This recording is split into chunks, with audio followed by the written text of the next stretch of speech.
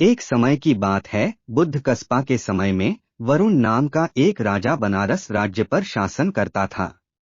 राजा के पास विसेन नाम का एक मंत्री था, जो बुद्धिमान और वफादार था। एक दिन काशी भारद्वाज नाम का एक ब्राह्मण राजा के पास आया और उसे बताया कि उसने आकाश में उड़ने की कला में महारत हासिल कर ली है। चिंतित होकर राजा वरुण ने ब्राह्मण से अपने कौशल का प्रदर्शन करने का अनुरोध किया।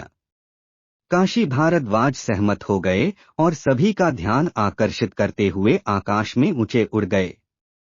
इस अविश्वसनीय उपलब्धि को देखकर राजा वरुण को ईर्ष्या हुई और उन्होंने खुद उड़ने की क्षमता हासिल करने की इच्छा जताई। वह अपने मंत्री विसेना के पास गया और इस तरह का कौशल हासिल करने के लिए उसकी सलाह मांगी। विसासेना एक बुद्धिमान मंत्री होने के नाते जानता था कि उड़ने की क्षमता आसानी से प्राप्त नहीं की जा सकती। हालांकि वह राजा को हतोत्साहित नहीं करना चाहता था, इसलिए उसने एक समाधान खोजने का फैसला किया।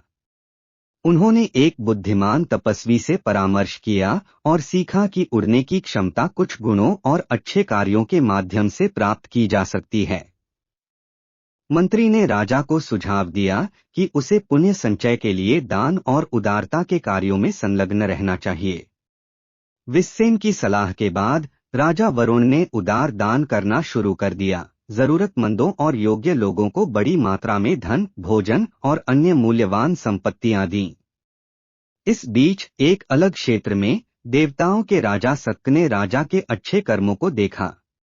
उसकी उदारता से प्रभावित होकर सक्का ने उसे पुरस्कृत करने का निश्चय किया। दधिवाहन नाम के एक तपस्वी का भेष बनाकर सक्का राजा के पास पहुंचे और उनसे भिक्षा मांगी। राजा वरुण ने सक्का की असली पहचान को न पहचानते हुए खुशी से उसे भोजन, कपड़े और अन्य आवश्यकताएं प्रदान की। सक्का राजा की उदारता से प्रसन्न हुआ और उसने देवताओं के राजा सक्का के रूप में अपना असली रूप प्रकट किया। तब सक्का ने राजा के गुणों के प्रति अपनी प्रशंसा व्यक्त की और बताया कि यह उनके नेक कार्यों के कारण था कि उन्होंने उड़ने की क्षमता अर्जित की थी। उन्होंने राजा को एक दिव्य उड़ने वाला रथ उपहार में दिया, जो उन्हें आकाश में उड़ने में सक्षम करेगा।